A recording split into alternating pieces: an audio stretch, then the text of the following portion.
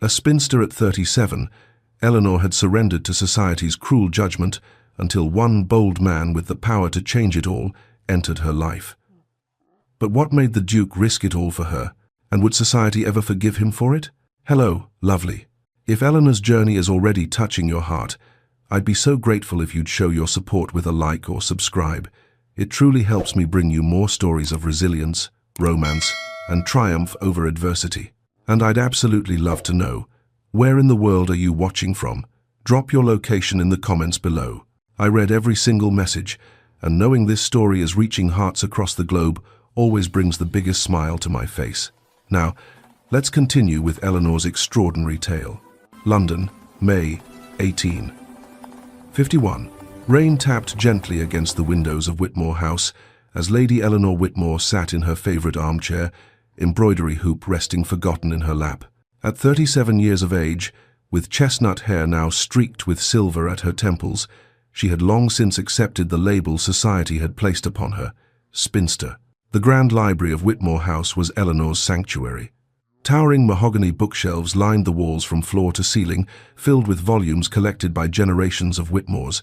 The room smelled of leather bindings, beeswax polish, and the lingering scent of lavender from sachets tucked between the cushions. Through the bay window, she watched raindrops transform the London streets into glistening ribbons of grey and amber as afternoon faded toward evening. Eleanor traced her finger along the delicate pattern she'd been stitching, a botanical study of roses, her particular passion.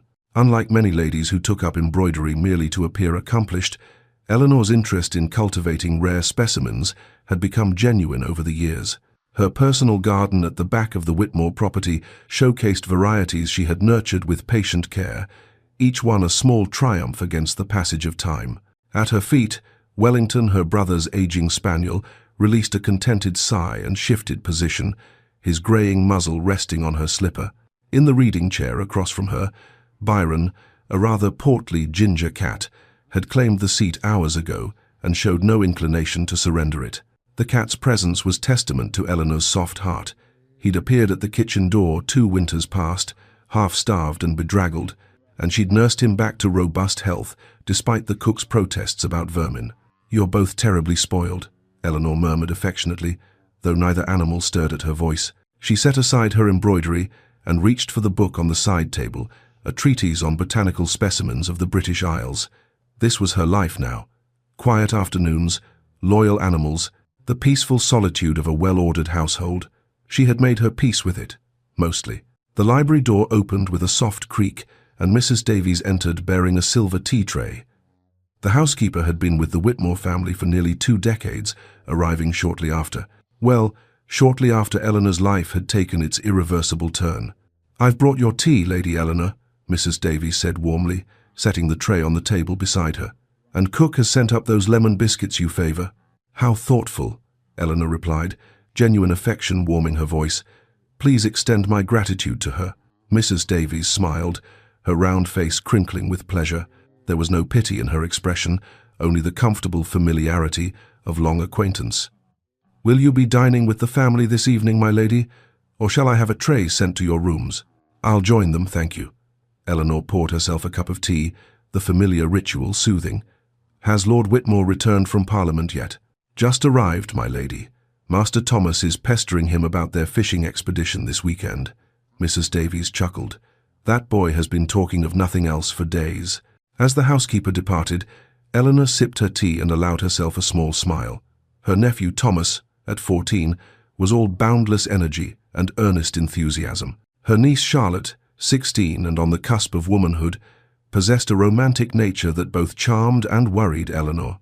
These children, motherless since Charlotte was 6, had become the center of Eleanor's world. She had poured into them all the maternal affection she would never bestow on children of her own. It was enough. It had to be enough. Her peaceful moment was interrupted by a purposeful knock. The library door opened to reveal her brother James, Lord Whitmore, still in his parliamentary attire. At 42, he carried the weight of his responsibilities with quiet dignity, though silver had begun to thread through his dark hair. "Ellie," he said, using the childhood name only he still employed. In his hand, he carried an embossed envelope bearing an elaborate wax seal. Eleanor recognized the Pemberton crest immediately, and her stomach tightened. James. He crossed the room and settled into the chair. Byron had finally vacated, the cat slinking away with an affronted flick of his tail. The Pemberton ball, 2 weeks hence. He placed the invitation on the table between them. "We've been invited." "How lovely," Eleanor said neutrally, not touching the envelope. "Ellie." James leaned forward, his expression gentle but firm. "As my hostess, your presence is expected at major social events.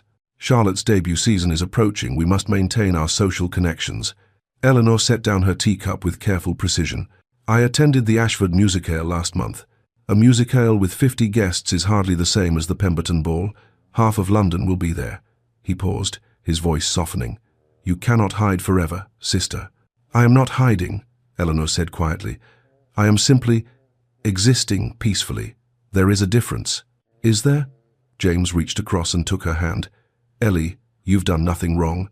You hold your head high and let them see that their whispers cannot touch you." "Ah, but they could." They did. Eleanor thought of the last ball she'd attended, the pitying glances from former friends, the cruel whispers barely concealed behind fans. The way conversations died when she approached. She thought of Lady Hartwell's remark, spoken just loud enough for her to overhear. Poor Eleanor Whitmore, still clinging to society's edges like a wilted flower. A wilted flower. At 37, that was what she had become in their eyes. As Eleanor held the invitation, a memory flashed unbidden across her mind, herself at 19, wearing white silk and orange blossoms, standing in the Ashworth garden. Lord Ashworth's face, twisted with fury as he shouted accusations, her mother's horrified expression, the whispers that had started that night and never, ever stopped. Eleanor pushed the memory away with practiced efficiency. 18 years of disciplining her thoughts had made her skilled at compartmentalizing pain. "Very well," she said at last, meeting her brother's hopeful gaze. "I shall attend." James's face brightened. "Truly. You are correct. Charlotte's future requires it. I will not let my own circumstances affect her prospects." Eleanor managed a smile that didn't quite reach her eyes. "Besides, it's only one evening. I've survived worse." The door burst open and Charlotte herself swept in, all youthful energy and unrestrained enthusiasm. "Papa, Aunt Eleanor, I've just heard the Pemberton ball." "Oh, we must begin planning immediately." Eleanor couldn't help but smile genuinely at her niece's excitement. Charlotte was blissfully unaware of the social cruelty her aunt faced, protected by youth and her father's careful shielding. To Charlotte, a ball was simply a magical evening of music, dancing, and romance. "Aunt Eleanor, you must let me help you choose your gown," Charlotte insisted, settling on the arm of Eleanor's chair. "I know you have that beautiful emerald silk. You've barely worn it. It would be perfect. That gown is 5 years old, Charlotte. All the more reason to give it a proper debut, and we could add fresh flowers to your hair cream, roses from the garden, perhaps." Charlotte's eyes sparkled with enthusiasm. "You'll be the most elegant lady there." The contrast between Charlotte's innocent excitement and Eleanor's weary resignation created an ache in Eleanor's chest. This girl, so full of hope and joy, had no idea what awaited her aunt at that ball. The stares, the whispers, the careful social maneuvering required to maintain dignity in the face of subtle cruelty, but Eleanor would endure it. For Charlotte's sake, for James's sake, she would smile and curtsy and pretend that 18 years of social exile hadn't carved away pieces of her soul. "Very well," Eleanor said softly, touching her niece's cheek. "The emerald silk it is." Charlotte squealed with delight and began chattering about hairstyles and jewelry, while James watched his sister with a mixture of gratitude and concern. Eleanor let the words wash over her, already steeling herself for the ordeal ahead. That evening, after dinner with the family and the pleasant chaos of Thomas's fishing stories and Charlotte's ball preparations, Eleanor stood at her bedroom window. Gas lamps flickered to life across London like earthbound stars, illuminating the city in pools of amber light. Rain had ceased, leaving the streets gleaming and fresh. She rested her forehead against the cool glass. 2 weeks until the Pemberton ball. 14 days to fortify herself against the whispers, the pitying glances, the cruel cuts disguised as concern. She had survived 18 years, as society's cautionary tale one more evening would not break her. Eleanor Whitmore had learned long ago that survival was its own form of victory. She would attend the ball with her head high and her dignity intact. She would smile graciously at those who whispered about her. She would demonstrate to Charlotte that a woman's worth was not determined by marriage or society's approval, and when it was over, she would return to her sanctuary, to her books, her gardens, her quiet life, and continue existing peacefully in the margins of a world that had decided she no longer belonged at its center. What Eleanor didn't know, as she watched London's lights flicker in the darkness, was that this ball would change everything. What she couldn't possibly anticipate was that the Duke of Ashbourne's ship had already docked in London Harbour that very afternoon, carrying a man who would see her not as a wilted flower, but as the rarest bloom in all of England, one worth fighting the entire ton to claim. The Pemberton mansion blazed with light as the Whitmore carriage drew to a stop before its grand entrance. Every window glowed with candlelight, and music spilled from the open doors into the mild May evening. Carriages lined the circular drive, depositing London's elite in a steady stream of silk, jewels, and barely concealed ambition. Eleanor descended from the carriage with practiced grace, her emerald silk gown catching the lamplight. James offered his arm, while Charlotte practically vibrated with excitement beside them. "Oh, Aunt Eleanor, look at the flowers and the lights. Have you ever seen anything so magnificent?" Charlotte's eyes were wide with wonder. "It's very grand," Eleanor agreed, forcing warmth into her voice even as her stomach tightened with familiar dread. They joined the queue of guests ascending the marble steps. Eleanor kept her expression serene, her posture perfect armor fashioned from 18 years of practice. She could feel the stares beginning even before they entered, the slight turning of heads, the whispers behind fans. As they crossed the threshold into the entrance hall, Lady Hartwell's voice carried with deliberate clarity to her companion, though her words were clearly meant for Eleanor's ears.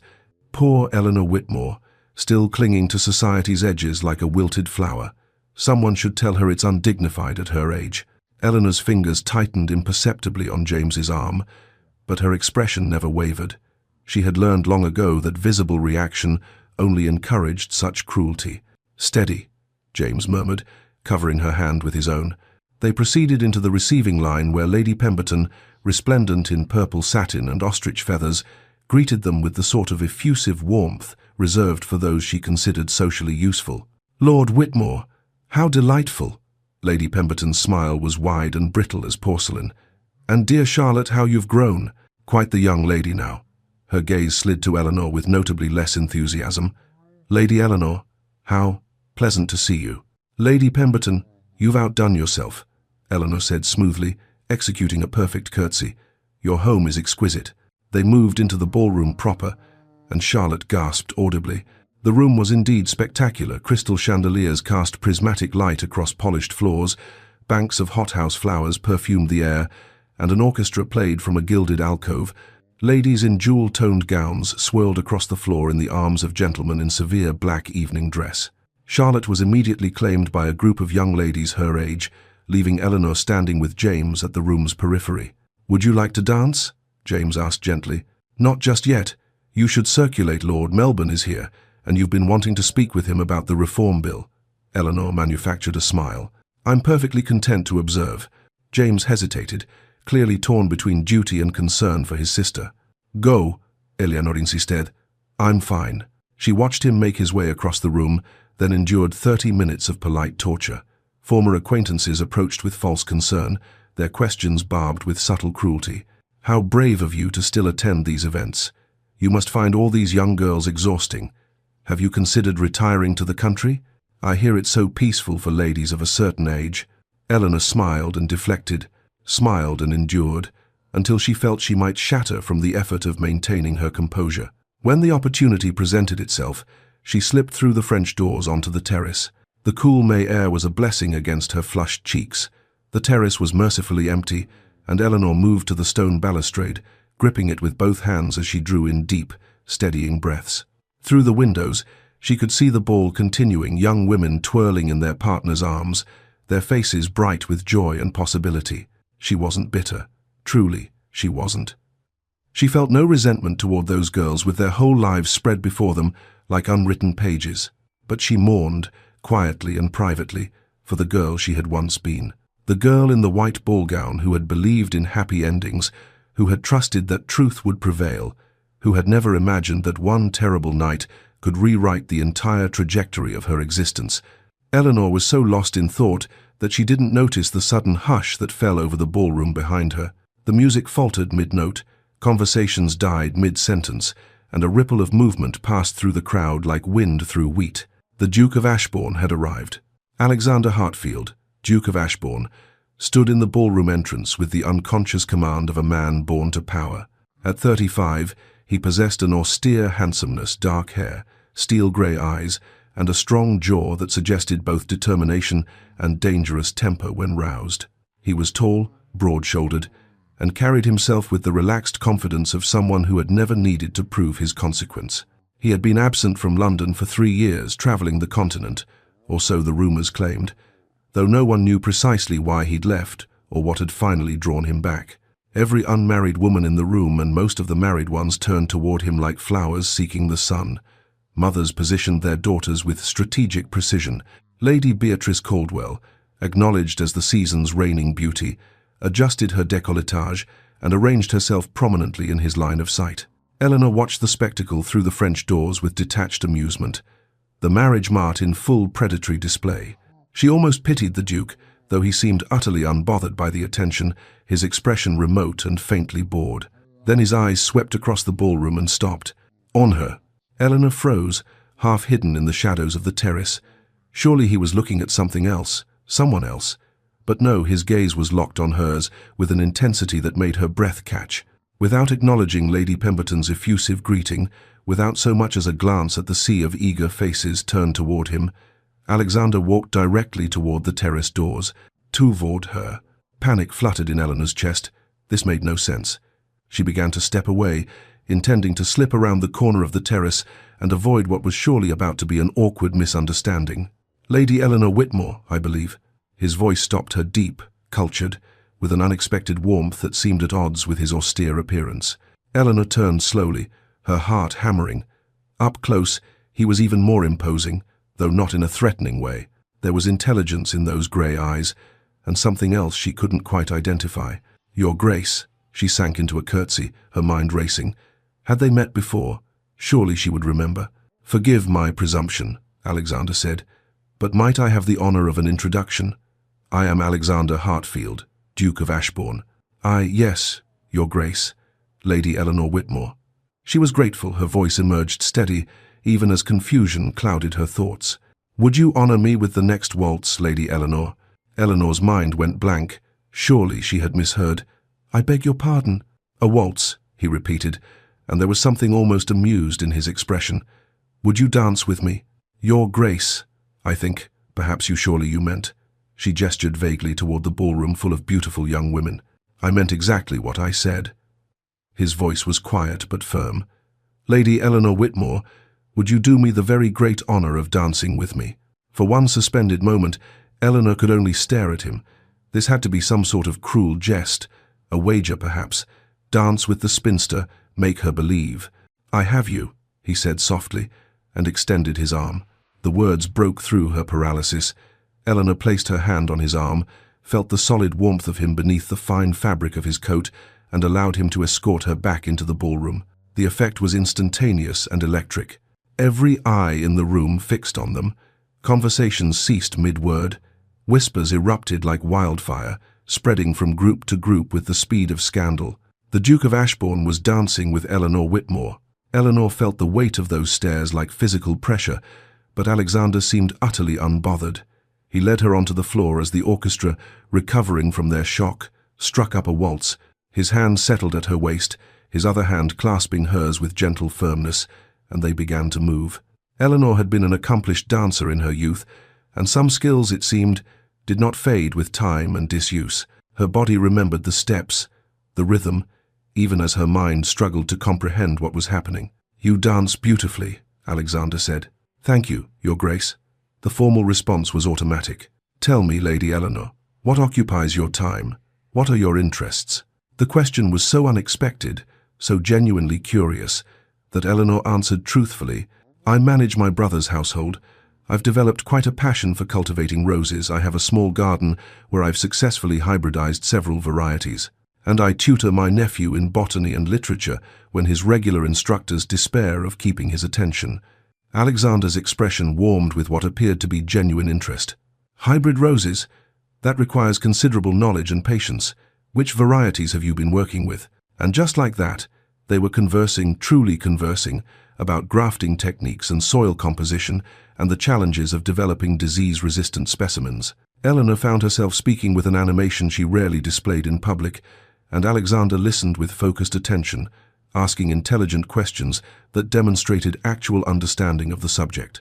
She almost forgot where she was, almost forgot the hundreds of eyes watching them, almost forgot that dukes did not dance with aging spinsters and engage them in serious botanical discourse. Then her foot caught slightly on her hem nerves, not clumsiness, and she stumbled. Alexander's hand at her waist tightened immediately, steadying her, drawing her fractionally closer. "I have you," he murmured, and there was something in his voice that made Eleanor's breath catch. The waltz ended too soon. Alexander escorted her from the floor toward the refreshment table, his hand never leaving the small of her back, a possessive touch that did not go unnoticed by the assembled crowd. Lady Pemberton materialized beside them, her smile strained. "Your Grace, surely you meant to dance with someone more suitable? Perhaps Lady Beatrice is free, or Lady Caroline. Both such accomplished young ladies." Alexander turned to face her, and the temperature seemed to drop several degrees. "I have danced with the only suitable woman in this room," he said, his voice quiet but carrying clearly in the sudden silence that surrounded them. "Lady Eleanor has more grace and intelligence than the rest of your guests combined." The shockwave rippled outward, mouths fell open, fans stilled mid-flutter. Even the orchestra seemed to miss a note. Dukes did not champion spinsters. Dukes did not publicly cut society hostesses. This simply did not happen. Eleanor felt the color drain from her face. This was too much, too public, too impossible to understand. "Excuse me," she managed, and fled. She made it to the ladies' retiring room before her knees went weak. A moment later, James burst in. "Propriety be damned. Ellie, what in God's name just happened?" "I don't know," she whispered, sinking onto a velvet settee. "James, I don't know. I've never met him before. I can't imagine why he would. He defended you, publicly, against Lady Pemberton herself." "I know." Eleanor pressed her hands to her burning cheeks. "It makes no sense." The ride home was surreal. Charlotte chattered endlessly about the Duke's handsomeness, the romance of it all, how it was just like a fairy tale. Eleanor sat in silence, replaying every moment, searching for the rational explanation that must exist. When they arrived at Whitmore House, Eleanor went directly to her room. She stood at her bedroom window, still in her emerald gown, trying to process the evening's inexplicable events. Below, a lone rider on a magnificent black horse passed through the pool of lamplight. The rider looked up, directly at her lit window, and Eleanor's breath caught. Even from this distance, even in the dim light, she recognized him. Alexander sat motionless for a long moment, his gaze locked on her window. Then he touched his hand to his heart in a gesture that might have been a salute or a promise, and rode on into the darkness. Eleanor pressed her hand to the glass, her heart racing. The Duke of Ashbourne was a mystery Eleanor hadn't anticipated, and one she wasn't certain she wanted to solve. Eleanor woke early the morning after the Pemberton ball, her mind still churning with the inexplicable events of the previous evening. She had slept poorly, dreams fragmenting into confused images of grey eyes and waltz music and whispered speculation. She dressed in a simple morning gown of pale blue muslin and descended to the breakfast room, expecting the familiar comfort of routine. James sat behind his newspaper. Thomas was already pestering the footman about the promised fishing expedition. And Charlotte, "Aunt Eleanor," Charlotte practically vibrated with suppressed excitement. "Something's arrived for you." Mrs. Davies entered at that precise moment, carrying a crystal vase containing a single, perfect white rose. The bloom was exquisite, just unfurling, its petals like cream silk in the morning light. "This arrived for you not a quarter-hour ago, Lady Eleanor," the housekeeper said, setting the vase on the table with a knowing smile. Eleanor's hand trembled slightly as she reached for the small card tucked among the greenery. The heavy cream cardstock bore only one thing, the Ashbourne ducal crest embossed in silver. No message, nor explanation. "The Duke of Ashbourne sent you a flower." Charlotte clasped her hands together like a heroine in a novel. "How romantic." James lowered his newspaper, his expression a mixture of pleasure and concern. "Ellie, what are the Duke's intentions, do you suppose?" "I have no idea." Eleanor set down the card carefully, as if it might burn her fingers. "It's likely a courtesy. Perhaps an apology for drawing such attention to me last night. An apology would come with a note, James observed. Eleanor studied the rose, its perfection somehow unsettling. It's a single flower, James. I'm certain it means nothing beyond basic politeness. But when she retired to her sitting room later that morning, she found herself unable to stop glancing at the white rose, now relocated to her writing desk. Its faint perfume seemed to fill the entire room. The next morning, another white rose arrived. Same crystal vase, same cream cardstock bearing the Ashbourne crest, same absence of any written message. "Another one," Charlotte announced, dancing into Eleanor's sitting room. "Oh, Aunt Eleanor, this is so terribly romantic. The Duke is courting you." "Charlotte, you mustn't build fairy tales from a few flowers," Eleanor cautioned, though her heart beat faster as she touched the perfect petals. "This is likely some passing whim. For 2 days in a row," Charlotte's eyes sparkled with mischief. "Aunt Eleanor, he's declaring his intentions." On the third morning, Mrs. Davies arrived with the now familiar crystal vase and its solitary occupant. The housekeeper's expression was carefully neutral, but Eleanor could see the curiosity dancing in her eyes. "Another rose, my lady." "So I see." Eleanor accepted it with as much composure as she could muster. "If I may be so bold, Lady Eleanor," Mrs. Davies said, "the entire household staff is quite interested in these daily deliveries. Cook says she's never seen such devotion from a gentleman, not in all her years." After Mrs. Davies departed, Eleanor sank into her chair and stared at the 3 roses, now arranged together on her mantelpiece. What was Alexander doing? What did he want? On the 5th day, the 5th rose, Eleanor received her first social caller in months. Lady Pemberton arrived in a flurry of peacock feathers and artificial warmth, her smile so wide it looked painful. "Dear Lady Eleanor, how delightful to find you at home. I've been meaning to call. We had such a lovely conversation at my ball, did we not?" They had exchanged perhaps 3 sentences, and one of those had been Lady Pemberton's thinly veiled insult about suitable dance partners. Eleanor served tea with perfect courtesy, while Lady Pemberton circled her true purpose like a cat stalking a mouse.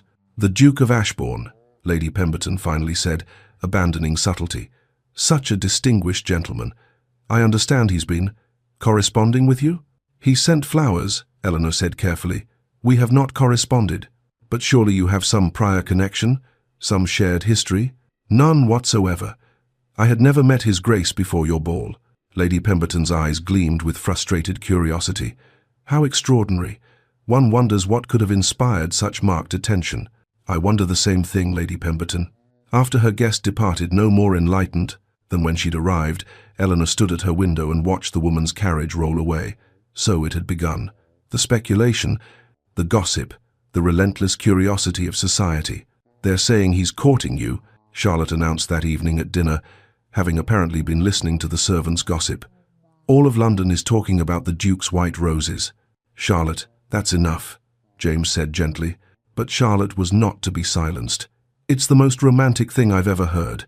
A Duke so captivated by your intelligence and grace that he can't help but declare his admiration."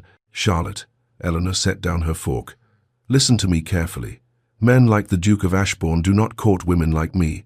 I am 37 years old. I have no fortune, no connections of value, and a scandal in my past that destroyed any marriageability I might once have possessed. This, whatever this is, will pass."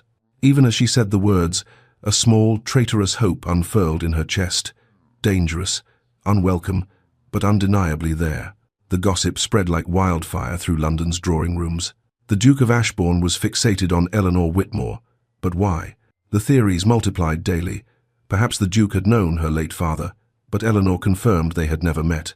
Perhaps he was secretly ruined financially and needed Lord Whitmore's political influence absurd, as the Ashbournes possessed one of the largest fortunes in England. Perhaps it was all an elaborate wager, some cruel joke played by bored aristocrats. That last theory cut Eleanor most deeply. She had been the subject of cruel jokes before. On the 8th day, Eleanor composed a carefully worded note. "Your Grace, I am sensible of the honor you do me with your thoughtful gifts. However, I must request that you cease these attentions. The speculation they inspire is uncomfortable for both of us. With gratitude and respect, Lady Eleanor Whitmore." She sent it by footman to Ashbourne House and felt a curious mixture of relief and regret. The next morning, 2 white roses arrived. The card read, in bold, masculine handwriting, "I do not cease easily." Eleanor stared at the note, frustration and something dangerously like joy warring in her chest. He was impossible, stubborn, completely disregarding her clearly stated wishes. She could not control this situation, and the loss of control terrified her. For 18 years, she had maintained careful boundaries, protected herself from hope and disappointment. Now those boundaries were crumbling, and she felt exposed, vulnerable in ways she had sworn never to be again. 3 days later, seeking solitude and clarity, Eleanor took Wellington for a walk in Hyde Park. The morning was grey and cool, threatening rain, perfect for avoiding the fashionable crowds who would not venture out in such weather. She was contemplating the rose beds near the Serpentine when the sound of hoofbeats made her turn. Alexander Hartfield sat astride a magnificent black stallion, looking like something from a romantic painting. He dismounted with fluid grace and approached her, leading his horse. Lady Eleanor, what a fortunate coincidence. Wellington, traitor that he was, trotted over to investigate the Duke with tail-wagging enthusiasm. Your Grace.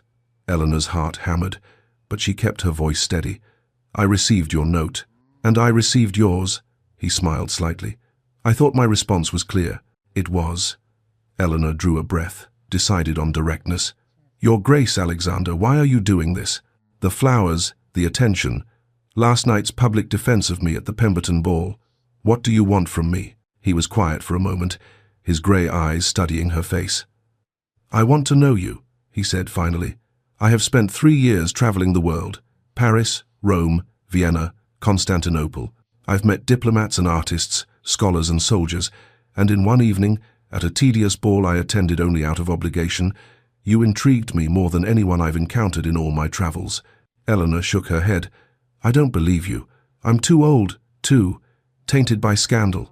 Surely you can't be serious. Why not? Because dukes don't court spinsters. The words burst out with more emotion than she'd intended. Because there are dozens of beautiful young women who would marry you in an instant. Because this makes no sense. It makes perfect sense to me.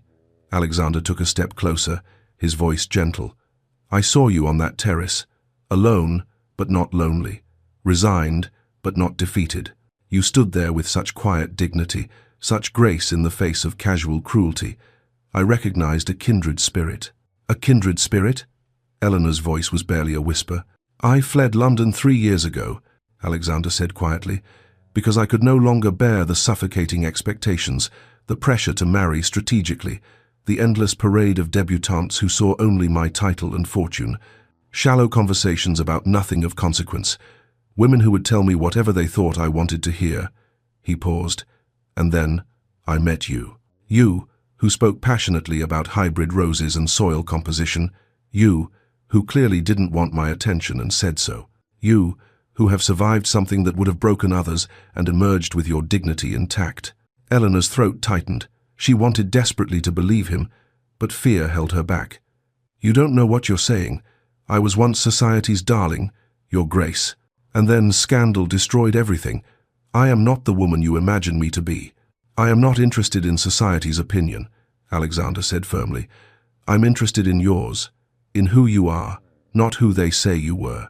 They stood in silence for a long moment, the grey morning light soft around them. Wellington had settled at their feet, content. May I call on you? Alexander asked. Formally, with your brother present, entirely proper? Eleanor knew she should refuse, should protect herself from the inevitable pain when this impossible situation collapsed. But looking into his eyes, seeing something that looked remarkably like hope reflected there.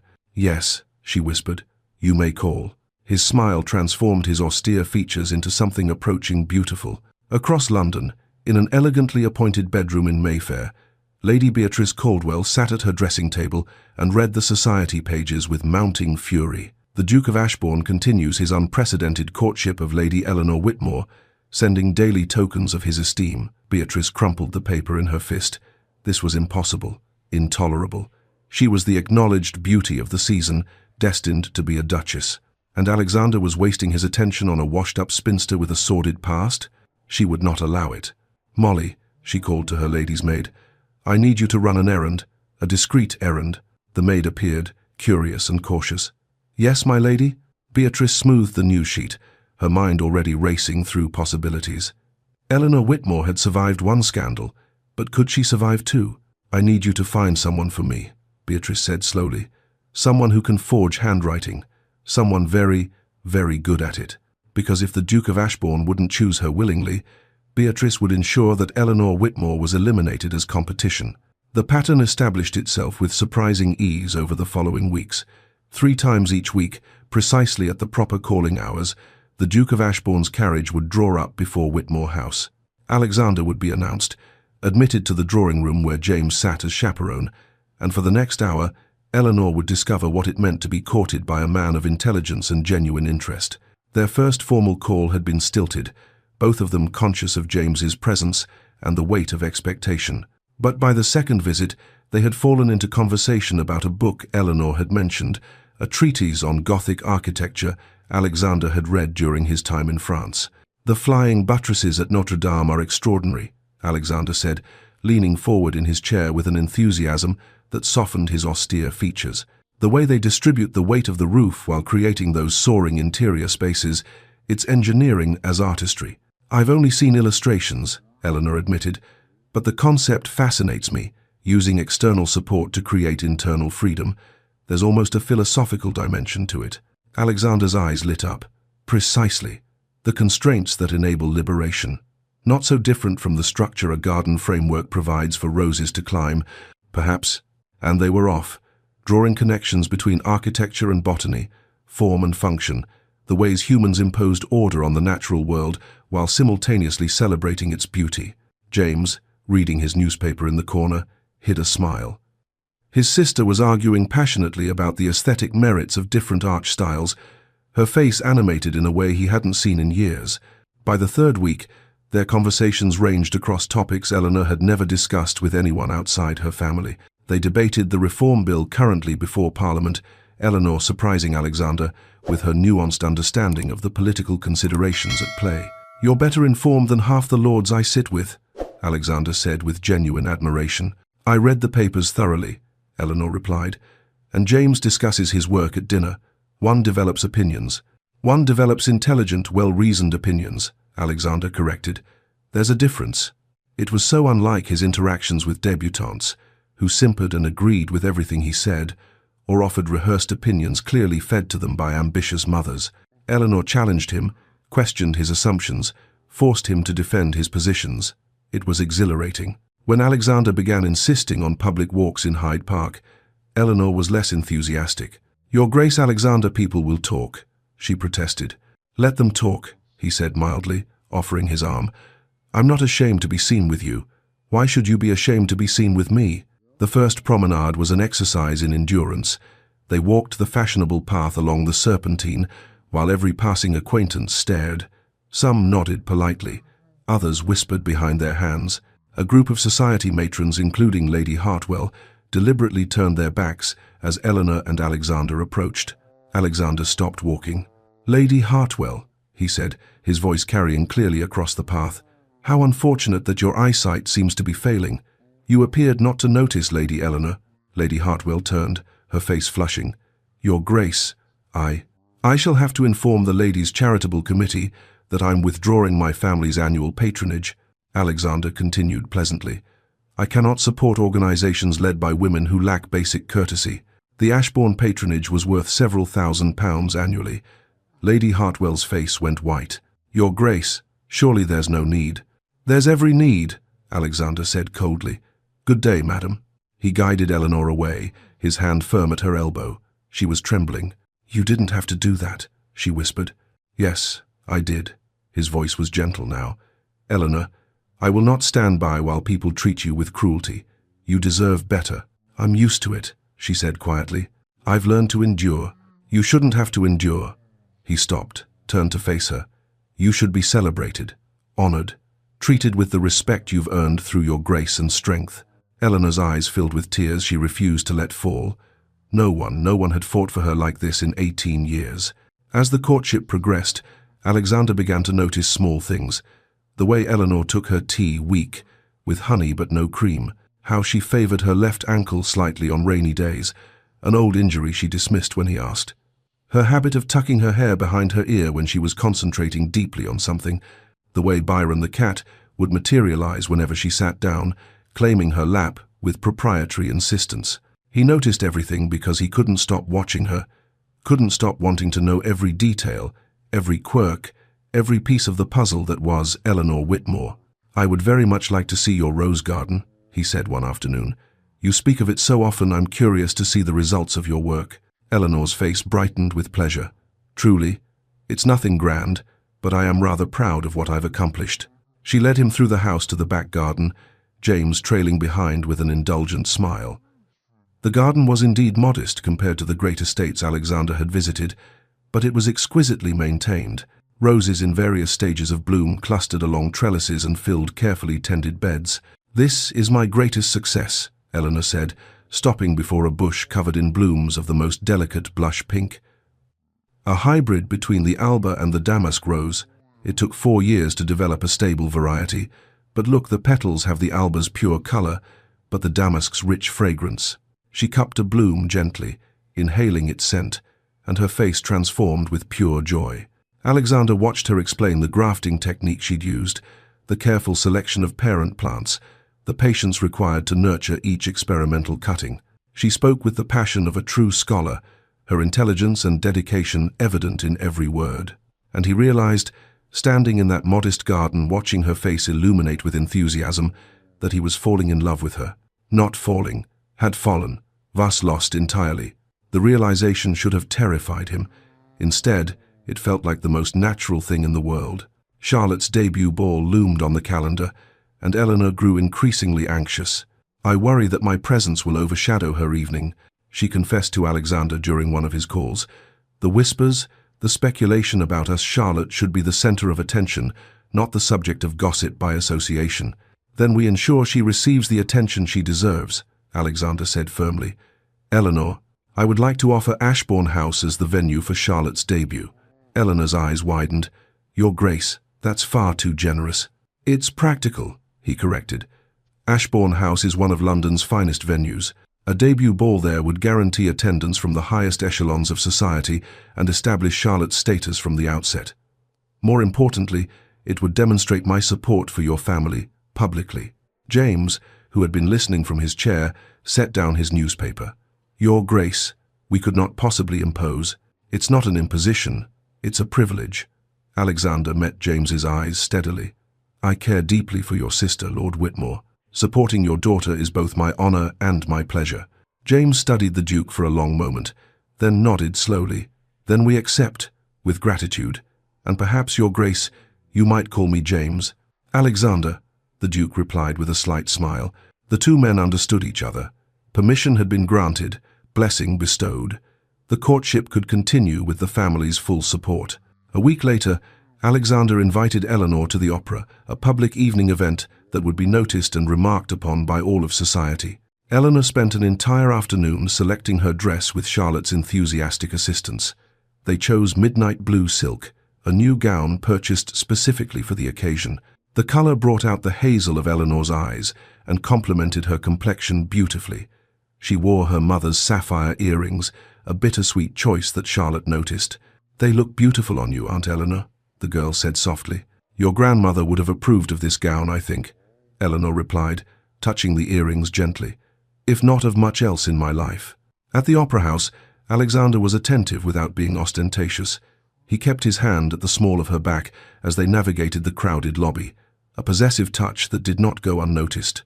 Eleanor could feel the weight of every stare, hear the whispers that followed in their wake. They settled into the Ashbourne box, prominently positioned and luxuriously appointed, just as the curtain rose on Verdi's Rigoletto. Eleanor lost herself in the music. In the tragic story of love and betrayal unfolding on stage, Alexander watched her more than the opera, captivated by the play of emotion across her face. During intermission, they descended to the lobby for refreshments. Eleanor was reaching for a glass of champagne when Lady Hartwell's voice cut through the surrounding conversation. "How charitable of the Duke to escort poor Eleanor," she said to her companion, loud enough to carry. "Like caring for a wounded bird. So noble of him." The conversations around them died. Eleanor's hand froze halfway to the glass, her face draining of color. Alexander turned slowly to face Lady Hartwell, his expression glacial. "Lady Eleanor is no wounded bird," he said. his voice quiet but carrying with absolute clarity. "She is a woman of remarkable strength, intelligence, and grace. Something you, Lady Hartwell, could not possibly comprehend." He took Eleanor's arm and guided her away, leaving Lady Hartwell standing in humiliated silence as whispers erupted around her. In the carriage ride home, Eleanor was quiet. Alexander sat across from her, giving her space but watching her carefully. "Eleanor," he said finally, "may I ask you something?" She looked up, her eyes guarded. "Of course. What happened?" he asked gently. 18 years ago. You mentioned a scandal, but you've never told me the details. I would like to understand, not out of curiosity, but because I care for you, because what hurt you matters to me." Eleanor was silent for so long Alexander thought she wouldn't answer. Then, quietly, she began to speak. "I was 19, still naive enough to believe that innocence was its own protection." Her voice was distant, lost in memory. "There was a garden party at the Ashworth estate. Lord Ashworth, a married man nearly twice my age, cornered me in the rose garden. He attempted to force himself on me. I fought him off and fled." Alexander's hands clenched into fists, fury rising hot in his chest. "He told everyone I had tried to seduce him," Eleanor continued, her voice steady now, practiced. "That I was a scheming girl who had lured him into a compromising situation. His wife believed him. Society believed him. And my mother," her voice broke slightly, "my mother believed him, over me, her own daughter, Eleanor. She died 5 years ago," Eleanor said, without ever apologizing, without ever acknowledging that she'd been wrong. "The scandal destroyed any prospect of marriage, of course. No respectable man would have me. I became what you see now, a cautionary tale, society's spinster, the wilted flower everyone pities and no one wants." Alexander crossed to sit beside her, taking her hands in his. "You are none of those things. You are brave and brilliant and beautiful, and those who hurt you, who failed you, they were wrong. So completely, inexcusably wrong. Alexander, I will restore your reputation," he said fiercely. "I will make society see you as I see you. I swear it."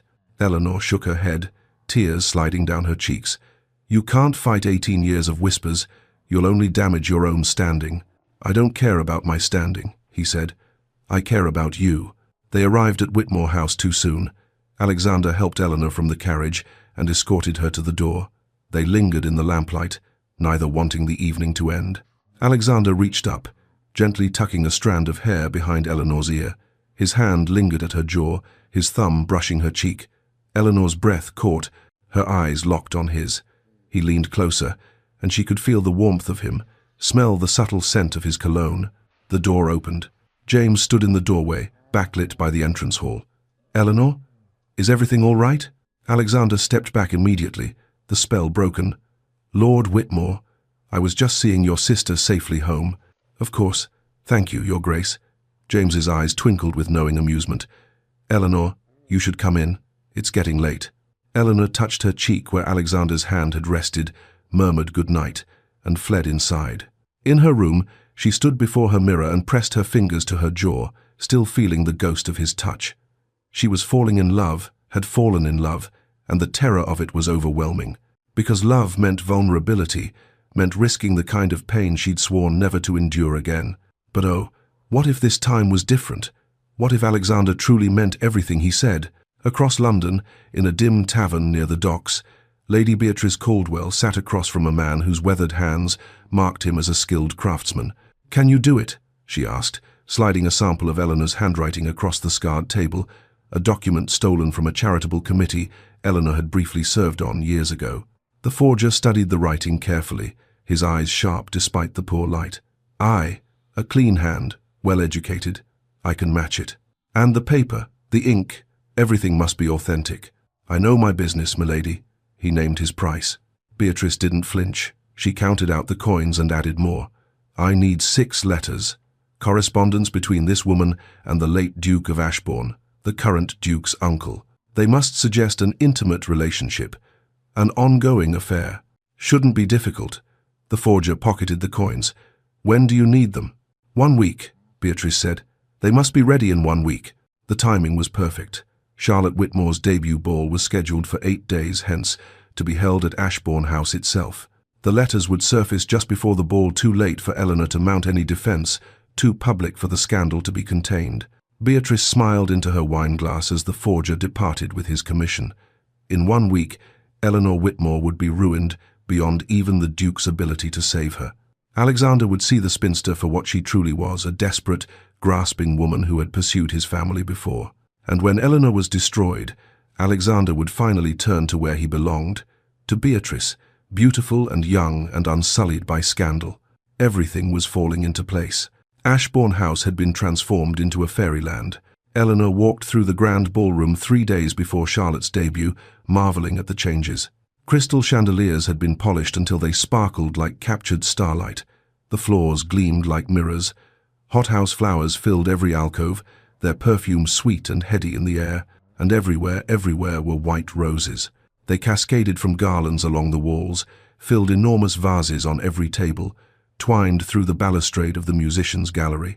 Hundreds upon hundreds of perfect white blooms, a private tribute only she and Alexander would truly understand. "Do you approve?" Alexander's voice came from behind her. Eleanor turned, her heart catching as it always did when she saw him. "It's breathtaking.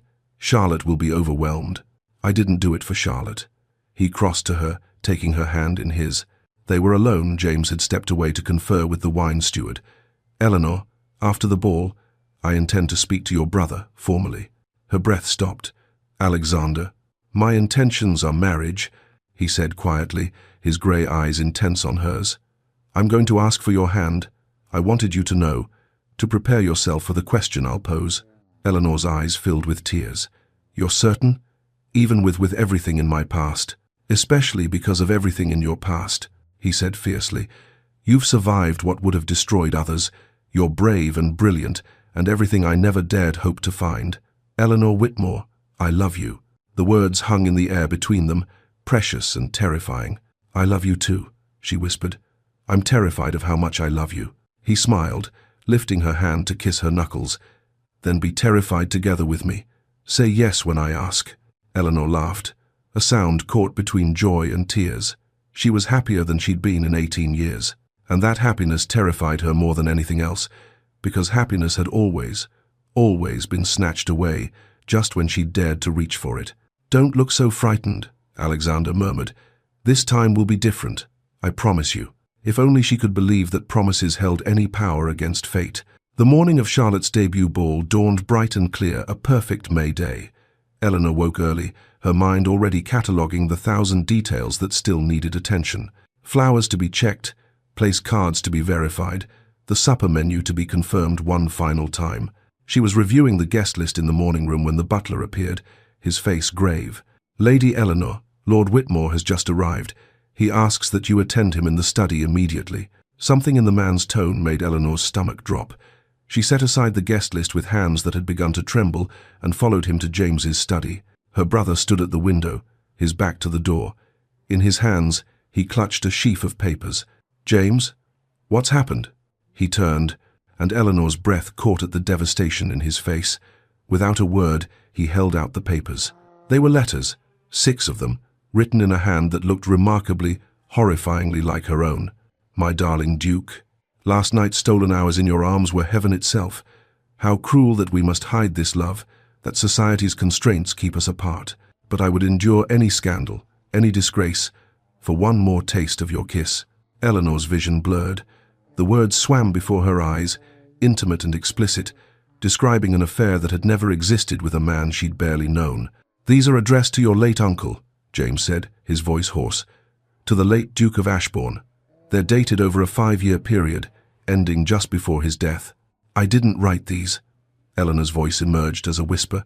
"James, I swear to you, I never." "I know." He crossed to her, gripping her shoulders.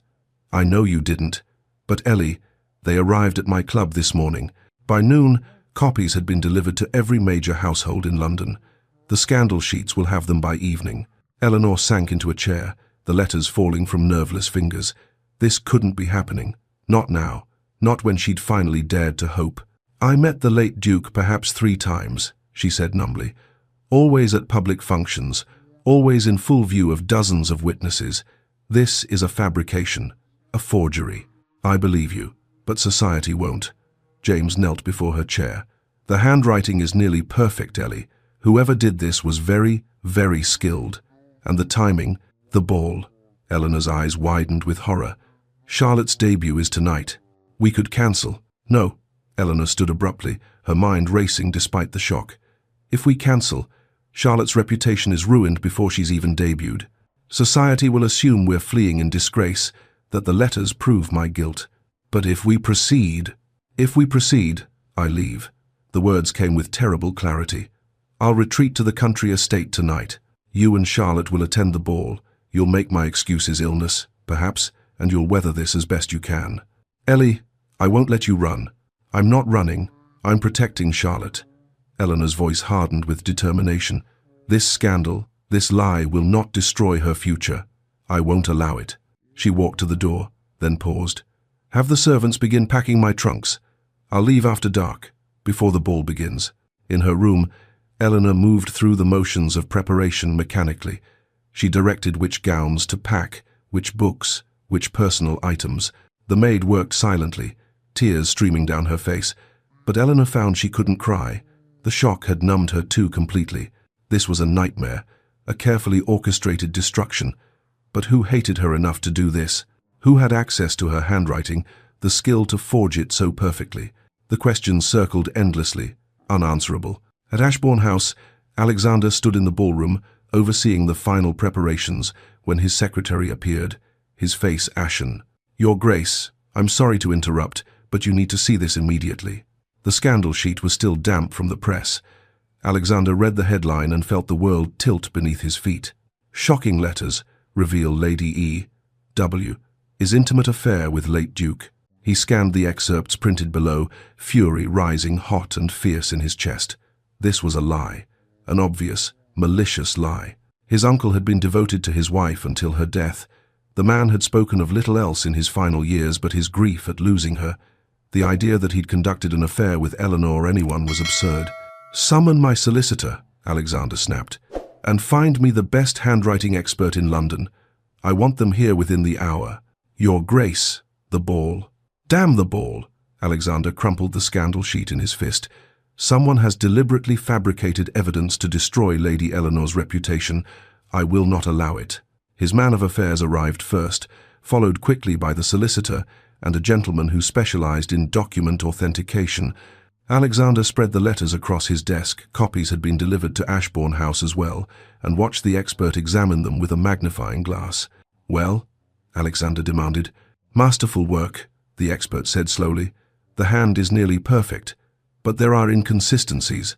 The ink formulation is wrong for the dates, given this particular mixture wasn't available until 2 years ago. And this paper, he held one letter to the light. The watermark dates from last year. These letters could not possibly have been written when they claim. Can you prove it? In court? Absolutely. But Your Grace, the ball is in 5 hours. Society has already seen these letters. Even if we prove them false eventually, the damage is done. Alexander's jaw clenched. Ready your evidence. We'll need it. He turned to his secretary. Order my horse. I'm going to Whitmore House. Alexander didn't wait to be announced. He strode past the protesting butler and found James in the entrance hall. Where is she? Your Grace, Eleanor cannot receive. Where is she? James's shoulders sagged. The library. Alexander found Eleanor surrounded by half-packed trunks, directing servants with mechanical precision. Her hair had come loose from its pins, her dress was rumpled, and her eyes were red-rimmed from crying. She looked up as he entered, and her composure cracked. You shouldn't be here. Where else would I be? He dismissed the servants with a gesture, closed the door, and crossed to her. Eleanor, you have to distance yourself from me. The words tumbled out desperately. Alexander, your association with me will destroy your standing. Society will. Do you truly think I care about standing? He gripped her shoulders, forcing her to meet his eyes. About their opinions? About any of it? Eleanor, I love you. That hasn't changed. That will never change. Eleanor froze, tears sliding down her cheeks. Alexander, you can't. No one has said those words to me in 18 years. Then they were all fools. He pulled her into his arms, holding her as she shook. I will prove these letters false. I will expose whoever did this. I swear it to you. There isn't time, she whispered against his chest. The ball is tonight. Charlotte, come to the ball with me. She pulled back, staring at him as if he'd lost his mind. "I can't. My presence would ruin Charlotte's debut." "Then don't come to the ball," Alexander said, his mind racing. "But don't flee London either. Stay at Ashbourne House, as my guest, under my protection." "That's highly irregular." "I don't care." He cupped her face in his hands. "Eleanor, I will not let you run. I will not let them destroy you. Trust me, please." Eleanor looked into his eyes and saw absolute certainty. He meant every word. "All right," she whispered. "I'll stay." James agreed to the arrangement, though his face was tight with worry. Eleanor was transferred to Ashbourne House in a closed carriage, but of course, society saw. Servants talked. By evening, every drawing room in London buzzed with speculation about Lady Eleanor taking refuge in the Duke's own home. Eleanor sat alone in Alexander's library while, in the ballroom, 3 floors above, Charlotte's debut ball began. She could hear the faint strains of music, the muffled sound of hundreds of voices. She imagined Charlotte in her white debut gown, hoped desperately that her niece's evening wouldn't be ruined by association with her scandalous aunt. The library door opened. Alexander stood on the threshold, magnificent in formal evening dress. "I thought you were opening the ball," Eleanor said. "I am, but I wanted to see you first." He crossed to her, kissed her forehead gently. "Stay here. No matter what you hear, stay here. Trust me." Then he was gone, leaving Eleanor alone with her fears. The Ashbourne ballroom glittered with the cream of London society. Despite the scandal, or perhaps because of it, no one had dared refuse the Duke's invitation. They came to gawk, to whisper, to witness what promised to be a spectacular social disaster. Charlotte stood with James near the refreshment table, her young face pale but determined. Lady Beatrice Caldwell positioned herself prominently near the entrance, her beauty on full display, a small smile playing at her lips. Alexander entered alone. The orchestra fell silent. Hundreds of faces turned toward him. He walked to the center of the ballroom and raised his hand for attention. "Ladies and gentlemen," his voice carried clearly through the vast space, "I thank you for attending this evening. Before we begin the festivities celebrating Miss Charlotte Whitmore's debut, I have something to say regarding her aunt, Lady Eleanor Whitmore." The room held its collective breath. Lady Eleanor, a woman of impeccable character and unblemished honor, has been the victim of a malicious forgery. Letters allegedly written by her to my late uncle are fabrications, clever ones, but fabrications nonetheless. I have engaged experts who will prove this conclusively. Shocked murmurs rippled through the crowd. "I am working to expose the perpetrator of this crime," Alexander continued, his voice hard as steel. "And I promise you this, anyone who repeats these lies, anyone who maligns Lady Eleanor's character, will answer to me personally. Am I understood?" Stunned silence. Dukes did not make public threats. Dukes did not defend compromised women. This was unprecedented. Lady Beatrice, sensing her moment, glided forward with practiced grace. "Your Grace, surely, you must see that you've been deceived. These letters—" "Lady Beatrice," Alexander's voice dropped several degrees, "you will not speak of Lady Eleanor in my presence again. Am I understood?" Beatrice stopped as if struck. "Your Grace, I only meant to—" I understood." "Yes, Your Grace," she whispered, her face burning with humiliation. This wasn't how it was supposed to happen. He was supposed to abandon Eleanor to turn to Beatrice for comfort. Instead, he'd publicly defended the spinster and cut Beatrice herself before all of society. She retreated to the edge of the ballroom, her mind racing. She'd miscalculated badly. In the library, Eleanor heard none of this. She sat in the gathering darkness, staring at nothing, when the door burst open. James stood there, a locked wooden box in his trembling hands. "Ellie," his voice was hoarse, "I need to tell you something I should have told you 18 years ago." He set the box on the desk, his hands shaking so badly he could barely manage the key. "I've been carrying this since the original scandal," James said. "Since Lord Ashworth's accusations. Mother made me swear never to speak of it, never to open it. She said, the family's reputation required your quiet acceptance of disgrace." Eleanor stood slowly. "James, what are you saying?" "I'm saying I've had proof of your innocence for 18 years. Tears streamed down his face. "And I was too young, too frightened of our mother, too weak to use it." He opened the box. Inside were papers, yellowed with age. Eleanor's hands trembled as she lifted them out. A signed confession from Lord Ashworth, written on his deathbed, admitting he'd attempted to assault her, that he'd lied to protect his reputation. Letters from witnesses who'd seen her fleeing the garden with torn dress and tears. A journal from their mother's lady's maid, describing in detail what had really happened. The truth, all of it, hidden away for 18 years. "I failed you," James choked out. "I was 24, terrified of mother's wrath, desperate to believe that staying silent was protecting the family. But I failed you, Ellie. For 18 years, you've suffered, and I could have stopped it." Eleanor couldn't breathe, couldn't think. Proof had existed all along. Her mother had known the truth and forced her to live in disgrace anyway. The betrayal was so complete it seemed to hollow her out from the inside. But then, slowly, realization dawned. This evidence didn't just prove the current letters were false, it vindicated her from the original scandal. Completely, entirely. After 18 years, she could finally clear her name. Eleanor looked at her brother, saw his anguish, his guilt, his desperate need for forgiveness, and she understood. He'd been barely more than a boy, trapped between an authoritarian mother and a sister he loved. They'd both been children trying to survive. She took his hand. "We were both children trying to survive our mother. I forgive you, James." He broke down then, sobbing against her shoulder like the frightened young man he'd once been. The library door opened. Alexander stood there, taking in the scene, the box, the papers, James's tears. "What's happened?" he asked quietly. James straightened, wiping his eyes. Without a word, he handed Alexander the box. Alexander read quickly, his expression transforming from confusion to fury to fierce, blazing joy. "This changes everything," he breathed. He looked at Eleanor, his eyes alight with something that looked remarkably like triumph. "This doesn't just prove the current forgery's false. This vindicates you from the original scandal. Eleanor, do you understand? We can clear your name, completely." Eleanor's knees went weak. Alexander crossed to her immediately, steadying her. "Tomorrow," he said, his voice hard with determination, "the House of Lords will witness something unprecedented. And Eleanor Whitmore, you will finally receive the justice that is 18 years overdue." Eleanor barely slept.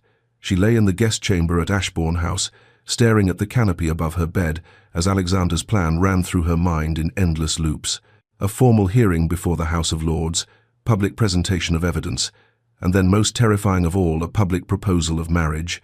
"If this fails," she'd said to him late the previous night, "I'll be destroyed beyond any hope of recovery.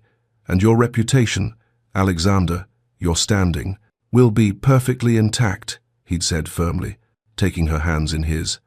"Because this will not fail. Eleanor, I have never been more certain of anything in my life. Trust me." Trust. Such a small word for such an enormous leap of faith. A soft knock at dawn brought Alexander's sister, Lady Margaret Hartfield, who had arrived from the country overnight at her brother's urgent summons. She swept into the room with the confident air of a woman who had long ago stopped caring what society thought of her. "My dear Eleanor," Margaret said warmly, "Alexander has told me everything, and I insist you must wear the Ashbourne sapphires today." Eleanor's eyes widened as Margaret opened a velvet case to reveal a magnificent necklace and matching earrings, sapphires the color of midnight, surrounded by diamonds. "I couldn't possibly." "You absolutely must," Margaret said firmly. "The sapphires are worn by the Duchess of Ashbourne on occasions of great significance.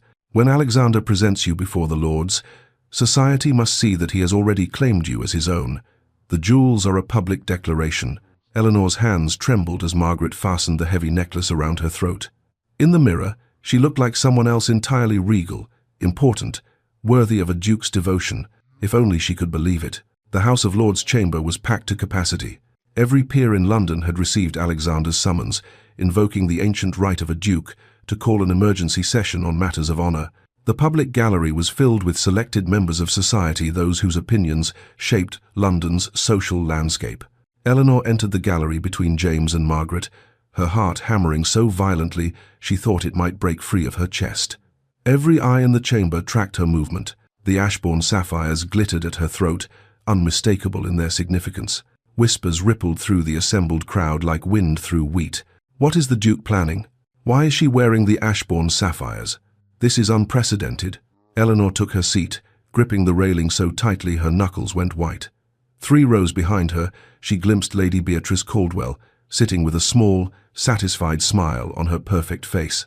Beatrice clearly believed this was Alexander's public rejection of Eleanor, his formal declaration that the scandal had made any association impossible. Let her believe it, Eleanor thought grimly.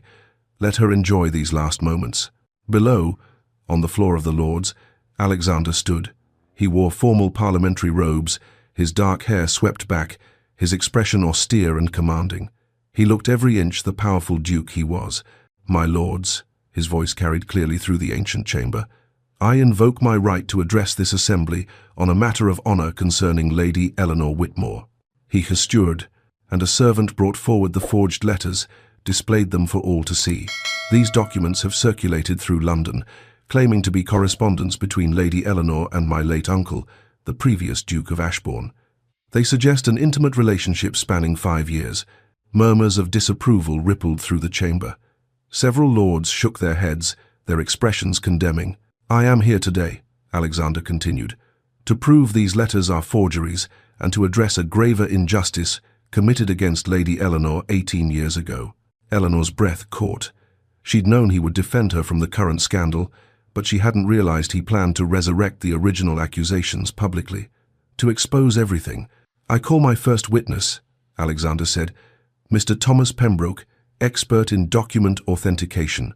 The handwriting expert took his position, explained his credentials with calm authority, then proceeded to dismantle the letters methodically.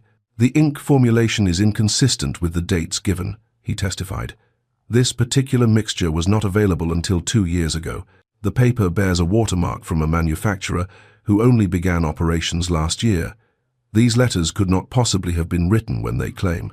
He produced a magnifying glass, showed the lords the inconsistencies in the handwriting, tiny variations that proved the hand was not Eleanor's, but someone copying hers with great skill. "Furthermore," the expert continued, "this letter dated the 15th of April, 1849, allegedly written from London, could not have been penned by Lady Eleanor. She was documented to be at the Whitmore country estate in Derbyshire that entire week. I have guest lists from a house party, testimony from servants, and a mention in the local newspaper's social column placing her there." Doubt began to creep across the faces of the assembled peers. Perhaps the letters were false after all. "But this is not the only injustice Lady Eleanor has suffered," Alexander said, his voice hardening. 18 years ago, when she was merely 19 years old, she was the victim of a vicious slander, one that destroyed her reputation and robbed her of the future she deserved." He held up a sheaf of aged papers. "This is the signed confession of Lord Ashworth, written on his deathbed 2 years after the incident that destroyed Lady Eleanor's good name." Alexander began to read, his voice clear and deliberate. "I, Edmund Ashworth, being of sound mind and facing my eternal judgment, do confess that I attempted to force myself upon Lady Eleanor Whitmore in the summer of 1833. She fought me off with admirable strength and fled. To protect my reputation and marriage, I claimed she had attempted to seduce me. This was a lie. Lady Eleanor was entirely innocent. I have carried this guilt for 19 years, and I pray she can forgive me, though I have no right to ask it." Shocked silence filled the chamber. Eleanor gripped the railing, tears streaming down her face. To hear those words read aloud, to have the truth spoken in this place of power, it was almost too much to bear. "I also have testimony," Alexander continued, "from 3 witnesses who saw Lord Ashworth emerge from the garden that day dishevelled, furious, his cravat torn, who saw Lady Eleanor minutes later with her dress torn, her face bruised, weeping, who heard Ashworth threaten that if she spoke against him, he would destroy her." He read the witness statements one by one, each account corroborating the others, painting a picture of a young woman assaulted and then slandered by a powerful man who knew society would believe him over her. The chamber erupted. "This is an outrage. That poor girl. We believed Ashworth's lies." In the gallery, several women wept openly. Some of the lords looked ashamed they had been part of that society, had believed those lies, had turned their backs on an innocent young woman. One elderly peer, Lord Fitzwilliam, who had been a close friend of Ashworth's, stood abruptly. "This is conjecture and hearsay. Ashworth is dead and cannot defend himself. I will not see his memory slandered." Alexander's voice cut through the chamber like a blade. "My lord, are you calling me a liar?" The temperature seemed to drop. Every person in the room understood what Alexander was really asking. "Are you prepared to face me personally on this matter?" It was a veiled challenge to a duel, and no one challenged a Duke of Ashbourne on a matter of honor.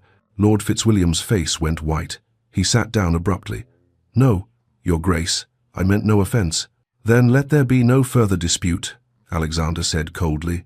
He turned, and his eyes found Eleanor in the gallery. His expression softened, transformed from ice to warmth in an instant. "Lady Eleanor Whitmore has endured 18 years of undeserved scorn," he said, his voice gentle now. "I will not allow one more day of it. This chamber has witnessed her complete vindication. Now witness my devotion." He looked directly at her. "Lady Eleanor, will you stand?" Eleanor's heart stopped. Beside her, James squeezed her hand, and Margaret gave her an encouraging nod. On trembling legs, Eleanor rose, supported by their steady presence, every eye in the chamber fixed on her. She stood in the gallery wearing the Ashbourne sapphires, tears streaming down her face, and waited for Alexander to speak. "Eleanor," he said, and his voice carried clearly through the hushed chamber, "you are the finest woman I have ever known, brilliant in your mind, resilient in your spirit, dignified in the face of cruelty that would have broken lesser souls. Will you consent to be my wife, my Duchess, my partner in all things?" The chamber held its collective breath. This had never happened. A duke proposing marriage in the House of Lords itself. Eleanor's voice emerged clear despite her tears. "Yes, 1,000 times, yes." Half the chamber erupted in shocked disapproval. This was improper, irregular, unprecedented. Half erupted in reluctant admiration. What a gesture! What devotion! The gallery exploded in whispers that rose to a roar. Alexander's voice cut through the chaos. "Let it be recorded in the official minutes of this session that any insult to my future Duchess is an insult to the Crown itself, to this house, and to me personally." Then he did something that shocked even those who thought they could no longer be surprised. He left the floor of the Lords, climbed the stairs to the public gallery, breaking every protocol, and took Eleanor's hand in his. He kissed her hand before everyone, a restrained but deliberate gesture, a public claiming that could not be misunderstood.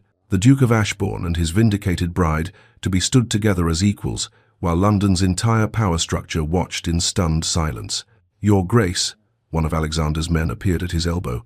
"We have additional information regarding the forged letters." Alexander nodded. "Bring in the witness." A terrified lady's maid was escorted into the chamber. She stood trembling on the floor of the Lords, her eyes darting around the imposing space. "Tell them," Alexander said, not unkindly. "Tell them what you told my investigators." "Lady Beatrice Caldwell hired me to forge the letters," the maid said, her voice shaking. "She gave me a sample of Lady Eleanor's handwriting, stolen from a charitable committee document. She paid a man to copy the writing, told him what to say in the letters.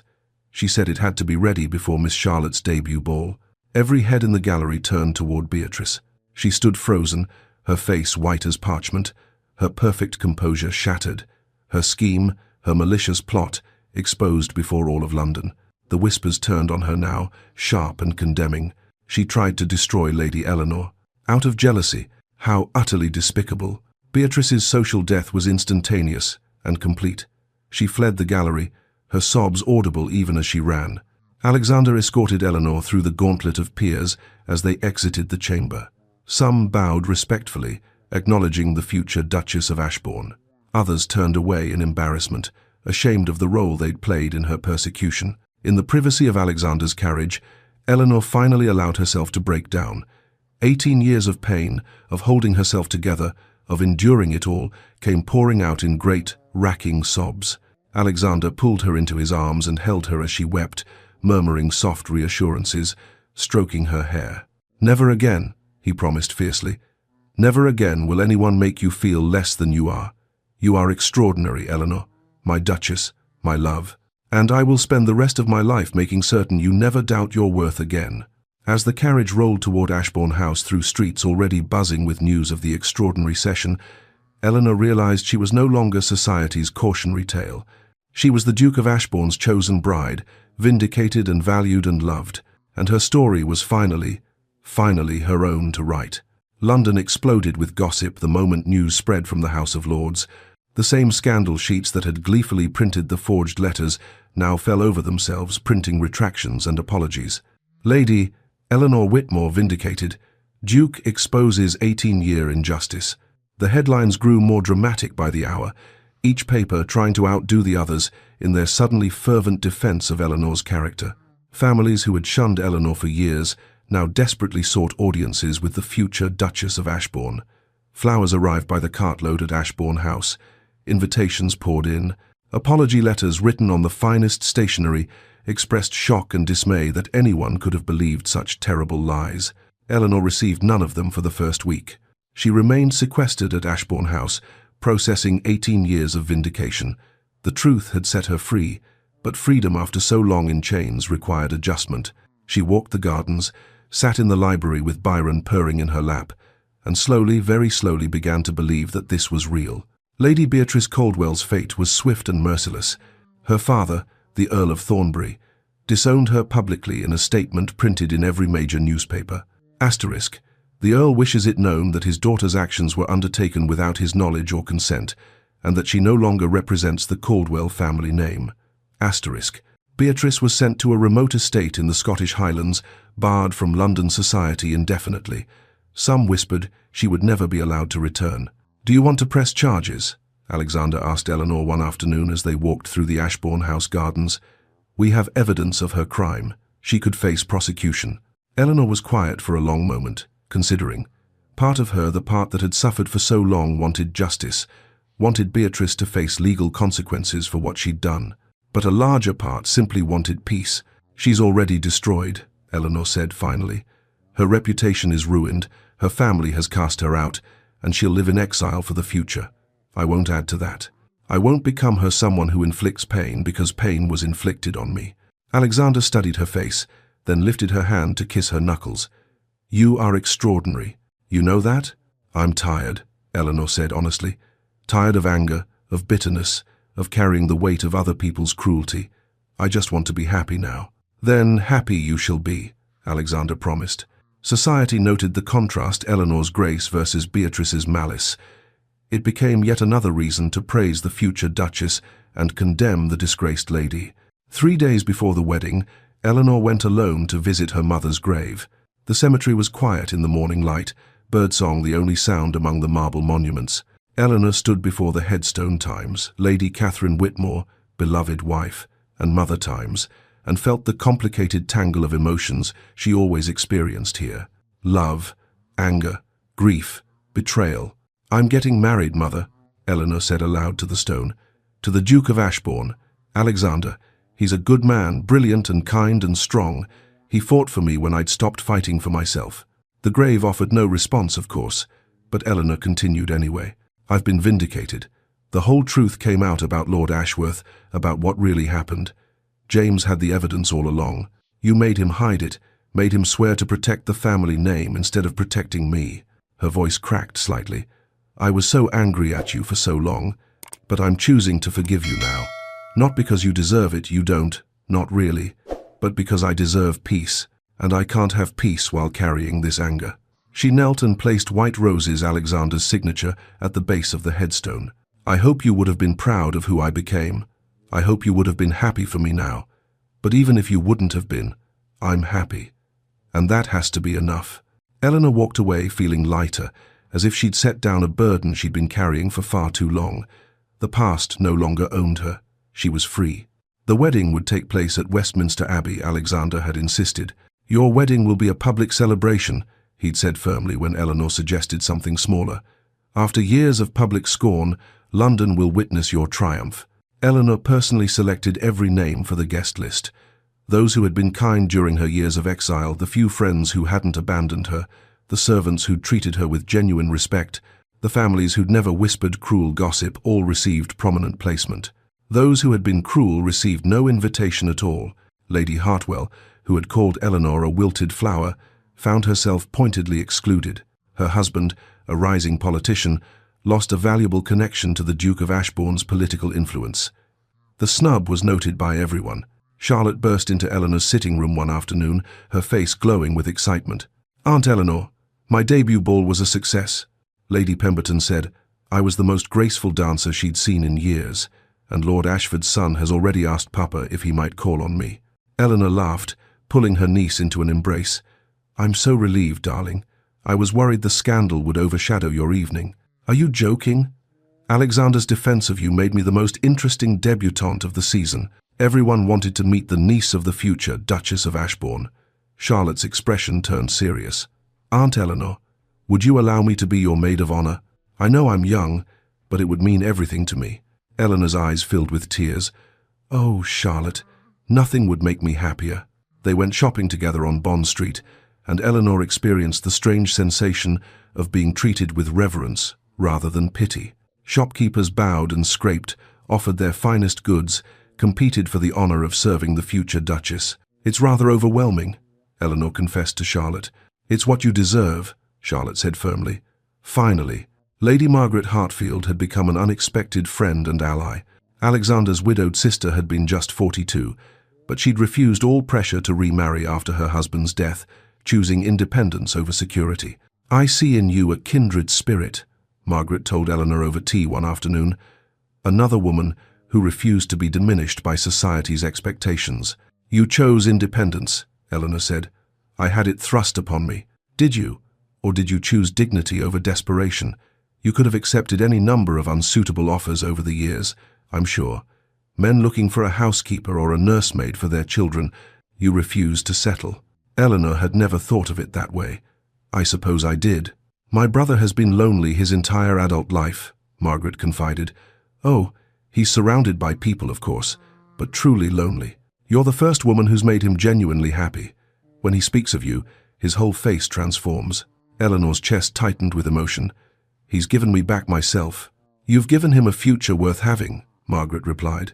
The wedding dress was a masterpiece of elegant simplicity, ivory silk with delicate lace overlay, cut to flatter Eleanor's figure rather than hide it.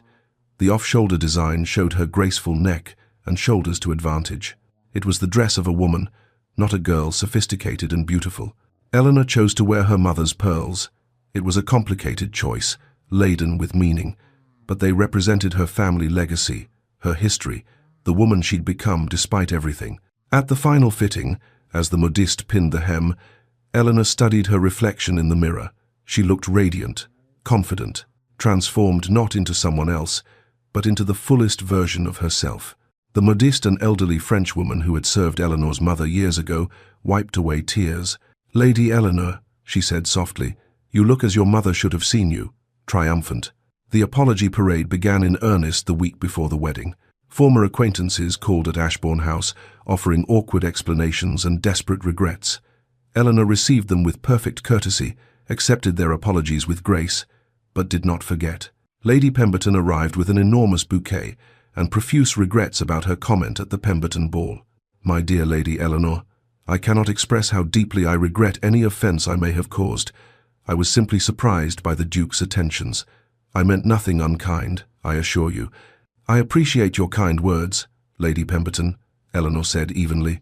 I hope society learns to be kinder to women in vulnerable positions. We all deserve that consideration. Lady Pemberton left, looking distinctly uncomfortable. Eleanor's forgiveness was somehow more damning than anger would have been. Each apology forced these women to confront their own cruelty. The night before the wedding, Whitmore House hosted an intimate family dinner. James stood with a glass of wine, his eyes bright with emotion. To my sister Eleanor, who survived what would have destroyed lesser souls, who maintained grace when others showed only cruelty, and who now claims the happiness she always deserved. After dinner, James drew Eleanor aside and presented her with a leather-bound journal. Father's private writings, he said. I found these passages about you. I thought you should have them. Eleanor opened the journal with trembling hands and read her father's words. Asterisk, my daughter Eleanor possesses a strength of character that humbles me. Despite the injustice done to her, she maintains her dignity and grace. I am certain of her innocence, and I am proud beyond measure of the woman she is becoming. Asterisk. He believed me, Eleanor whispered. Always, James said. I'm sorry I wasn't brave enough to follow his example sooner. You're brave now, Eleanor said, embracing her brother. That's what matters. That same evening, Alexander requested a brief, chaperoned meeting with Eleanor. They sat across from each other at the drawing-room table, Margaret reading discreetly in the corner to maintain propriety. Alexander reached across and took Eleanor's hands. "I need to tell you something," he said quietly. "I'm afraid." Eleanor's eyes widened. "Of what?" "That I'm not worthy of your strength. That my love feels inadequate compared to everything you've endured. That I can't possibly give you enough to make up for 18 years of pain." Eleanor's heart cracked open. "Alexander, you gave me back myself. You fought for me when I'd stopped fighting. You made me believe I was worth defending. You are everything." Their fingers intertwined across the table, promises and devotion flowing between them without words. At White's Gentlemen's Club, Alexander's friends hosted a traditional bachelor's evening. The wine flowed freely, the conversation grew loud and ribald, and then Lord Kenmore, deep in his cups, made a catastrophic mistake. "Sentimental of you, Ashbourne, marrying used goods out of pity." Alexander stood with such sudden violence that his chair toppled backward. The entire room fell silent. "Step outside with me, Kenmore," he said, his voice deadly quiet. "Now." Kenmore went pale, suddenly and brutally sober. "Your Grace, I apologize, I didn't mean—" "Now." "I most humbly beg your pardon," Kenmore stammered. "The wine spoke, not me. I meant no disrespect to your future Duchess." "Eleanor is a Duchess now in all but name," Alexander said coldly. "Insult her again, and your title won't protect you. Am I understood?" "Perfectly, Your Grace." No one else dared speak ill of Eleanor that evening. Back at Ashbourne House, Eleanor hosted her own gathering, Margaret and Charlotte joining her for tea and quiet conversation. "I never thought this day would come," Eleanor admitted. "I'd accepted spinsterhood as my permanent state. I'd made peace with it." "You were never truly a spinster," Margaret said wisely. "You were a woman waiting for a man worthy of you. Most women settle for what's available. You waited for extraordinary." Eleanor confessed her wedding night fears she was nearly 40, entirely inexperienced, uncertain of what was expected. Margaret, worldly and kind, took her hand. "Love matters more than experience, my dear, and Alexander adores you. He'll be patient, gentle, attentive to your needs. Trust him. Trust yourself." At midnight, Eleanor stood alone at her window, looking out over London's glittering lights. She thought of 19-year-old Eleanor, devastated and broken by scandal. If she could speak to that girl across the years, she would say, "Asterisk, survive. It will be worth it. You will be worth it." Asterisk. A single white rose sat in a vase on her nightstand, the last unmarried rose. Tomorrow, she would become a duchess. Tomorrow, everything would change. Eleanor woke to sunlight streaming through her windows. No rain, a perfect June morning for a wedding. Her room filled with women, Margaret, Charlotte, ladies' maids, the hairdresser. They moved around her with practiced efficiency, transforming her from woman to bride. The ivory silk gown slipped over her shoulders like water. Her hair was arranged partially up, with soft curls cascading down her back. The Ashbourne sapphires were placed at her throat, their weight both literal and symbolic. Eleanor watched her reflection transform in the mirror and realized something profound. She wasn't being made into someone else. She was becoming fully herself, the woman she always should have been allowed to be. "You're ready," Margaret said softly. Eleanor descended the stairs to the waiting carriage, her heart full to bursting. She carried no regret, no bitterness, only joy, hope, and the quiet certainty that her story was finally reaching its proper chapter. The beginning. The Ashbourne state carriage was a masterpiece of ducal splendor, polished black lacquer gleaming in the morning sun, the family crest emblazoned in gold on the doors, footmen in immaculate livery standing at attention. Eleanor sat beside James, her ivory silk gown spread carefully around her, the Ashbourne sapphires heavy and magnificent at her throat. "Are you ready?" James asked, his voice thick with emotion. Eleanor took a deep breath. "I am." The carriage rolled forward, and Eleanor's heart caught as she saw the crowds lining the streets. London had turned out in force to witness this wedding, the scandal, the vindication, the fairy tale ending that no one had seen coming. Some faces were hostile, still skeptical or resentful, but most cheered as the carriage passed, waving handkerchiefs and calling out blessings. Women in particular pressed forward, their expressions hopeful and admiring. "You give us hope, my lady," a young woman called out, her voice carrying clearly above the crowd. Eleanor turned toward the voice, found the woman's eyes, and waved. The gesture was small but deliberate acknowledgement, solidarity, promise. The woman's face lit up with joy. James covered Eleanor's hand with his own. Father would be so proud, Ellie. Mother too, if she'd allowed herself to see clearly. Eleanor squeezed his hand, unable to speak past the emotion clogging her throat. Westminster Abbey rose before them, magnificent and ancient, its Gothic spires reaching toward the heavens. The entrance was festooned with flowers, thousands upon thousands of white roses cascading down the stone columns, filling the air with their delicate perfume. Alexander's signature tribute, magnified to spectacular proportions. Inside, every important family in England had gathered. Absence from this wedding would be noted, remarked upon, remembered. It would constitute social suicide. Eleanor noticed immediately who was not present. Lady Hartwell had been excluded entirely. Her husband had protested, but Alexander had been immovable. The cuts were deliberate, the exclusions meaningful. Those who had been cruelest to Eleanor found themselves on the outside looking in. Eleanor paused at the Abbey doors, her hand on James's arm. The magnitude of the moment threatened to overwhelm her. Through those doors lay her future, her vindication, her new life. She drew a deep breath and stepped forward. The interior of the Abbey was breathtaking. Candlelight flickered from hundreds of candles, casting golden light across ancient stone. The congregation rose as one when Eleanor appeared, a rustling wave of silk and speculation. Eleanor walked down the aisle on James's arm, her head held high. Every eye was upon her, but the quality of their stares had changed. They no longer saw a scandal or a cautionary tale. They saw a duchess. She passed former tormentors, who were now forced to bow their heads respectfully. Former friends who had abandoned her watched with expressions of regret and shame. Society's elite bore witness to what they had tried to prevent, Eleanor Whitmore, claiming her rightful place among them. And then her eyes found Alexander at the altar, and everyone else simply faded away. He stood tall and commanding in formal dress, but his austere expression had transformed into something that stole Eleanor's breath.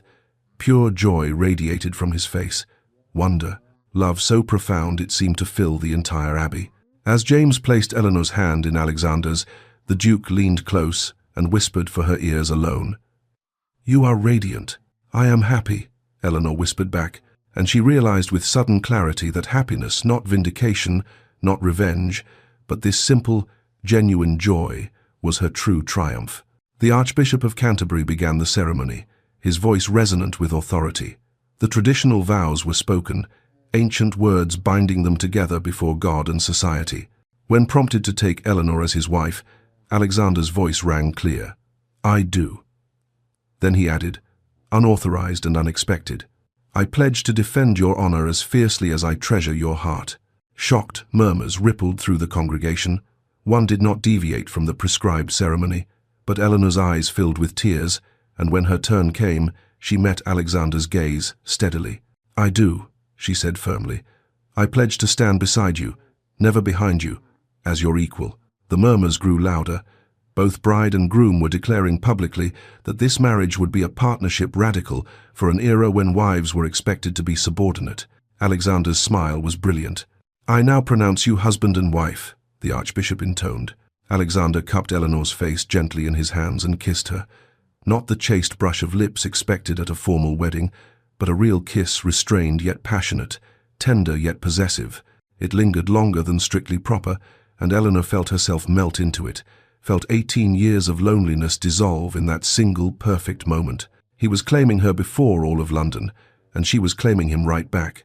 Gasps echoed through the Abbey, followed by whispers, but also surprisingly scattered applause from younger attendees who found the display romantic rather than scandalous. Alexander and Eleanor turned to face the congregation as Duke and Duchess of Ashbourne. The recessional was Eleanor's victory walk. She no longer hunched her shoulders or tried to make herself small. She walked as an equal to the Duke at her side, her head high, her bearing regal. The transformation was visible to everyone who watched. Former tormentors were forced to curtsy and bow to the new Duchess. Eleanor acknowledged each with polite nods, her expression serene and untouchable. When they passed a stiff-faced woman near the back, Lady Hartwell, present only because her husband had insisted on attending. Despite the exclusion, Eleanor's gaze passed over her without the slightest acknowledgement. Every step down that aisle was a repudiation of 18 years of scorn. The reception at Ashbourne House was magnificent. The grand ballroom had been transformed into an elegant wonderland of white and gold. Crystal chandeliers sparkled overhead, White roses filled every surface, and champagne flowed freely. The cream of society gathered to celebrate, or at least to be seen celebrating. In the receiving line, Alexander kept his hand at the small of Eleanor's back, constantly a possessive touch that communicated ownership and devotion in equal measure. When it came time for toasts, Alexander raised his glass, and his voice carried clearly through the ballroom. "To my bride, who has shown me that true nobility lies not in birth or title, but in character and courage." Eleanor surprised everyone by raising her own glass in response. "To my husband, who taught me that some men are worth waiting for, even if the wait is nearly 40 years. Laughter and applause filled the room.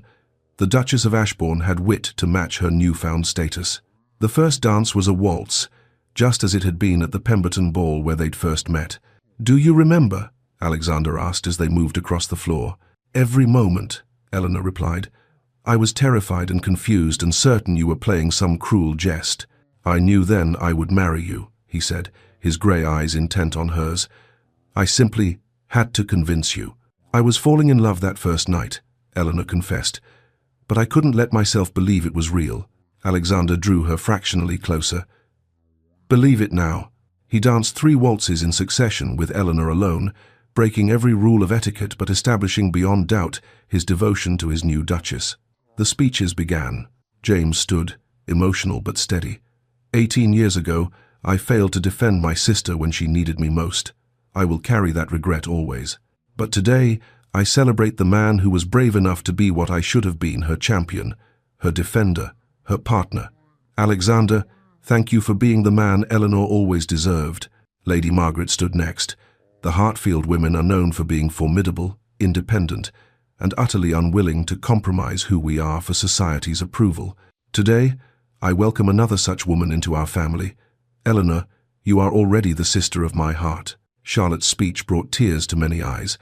My Aunt Eleanor taught me that a woman's worth isn't measured by marriage or society's approval, but by her own character. She survived injustice with grace, endured cruelty with dignity, and emerged stronger than those who tried to break her. She is my role model, my inspiration, and my dearest friend. Then Alexander stood again and made an announcement that stunned the gathering. My Duchess has decided to establish the Lady Eleanor Whitmore Foundation for wrongly accused women. It will provide legal defense, safe haven, and social support for women facing false accusations. I am donating £10,000 annually to fund this endeavor, and I invite others to join me in this worthy cause. The ballroom erupted in whispers. Eleanor was transforming her pain into purpose, her suffering into salvation for others. Families scrambled to pledge their support, not wanting to be seen as opposing such a noble venture. Lady Pemberton approached with an elaborately wrapped gift, her smile tremulous and uncertain. "Your Grace, I wanted to personally apologize for that. I never meant to. Please accept this token of my deepest regret." Eleanor accepted the gift with cool courtesy. "Thank you for the gift, Lady Pemberton. I hope in future you extend kindness to all women, not just duchesses." The words were polite but cutting. Eleanor had not forgotten, though she'd chosen to rise above. Lady Pemberton retreated, her discomfort palpable. Later, Alexander led Eleanor away from the crowd to the conservatory. The glass-enclosed space was filled with roses, and Eleanor gasped as she recognized specific varieties. "These are from my garden," she whispered, moving among the familiar blooms. "I had your entire collection moved here," Alexander said. "Your roses belong wherever you are, and you belong here, with me." Eleanor turned to him, tears streaming down her face, but they were happy tears, joyful tears. She laughed and cried simultaneously, overwhelmed by the magnitude of everything that had changed. Alexander pulled her into his arms and simply held her while she felt everything she'd been holding back for weeks. As the afternoon faded toward evening, Alexander and Eleanor prepared to depart for their honeymoon at the Ashbourne country estate. The state carriage had been decorated with white roses, the ducal crest gleaming proudly. Guests gathered to see them off, throwing rose petals that filled the air like fragrant snow. Eleanor turned and threw her bouquet directly to Charlotte, who caught it with a squeal of delight. The gesture was deliberate, passing forward the hope that love and vindication were possible, that happy endings existed even for those who had suffered. The carriage rolled away to cheers and applause, carrying the Duke and Duchess of Ashbourne toward their future. 6 months later. The Vindication Ball at Ashbourne House was the event of the season. Eleanor had personally selected every invitation, rewarding loyalty and excluding cruelty with deliberate precision. The guest list itself was a statement about who mattered in the new social order she was quietly creating. The Duke and Duchess descended the grand staircase together, and a hush fell over the assembled guests. Eleanor wore burgundy silk that complemented her complexion beautifully, the Ashbourne rubies at her throat and wrists. Her hair was styled with confident elegance, and she moved with the assured grace of a woman who knew exactly who she was. Before the dancing began, Eleanor addressed the assembly. "I thank those who stood by me in my darkest hours," she said, her voice clear and strong. "Your loyalty will never be forgotten. To those who did not, I hope my example teaches your daughters that a woman's worth is not determined by age or gossip, but by character and courage." Applause filled the ballroom. Eleanor had become more than a duchess, she had become a symbol. Late that night, after the last guest had departed, Eleanor and Alexander stood at the window of their private chambers, looking out over London's glittering lights. "Do you ever regret the years you waited?" Alexander asked quietly, his arms around her from behind. Eleanor leaned back against his chest, contemplating the question. "Not one moment," she said finally. "The waiting taught me my worth, the struggle taught me my strength, and you taught me that real love doesn't see age, it sees souls."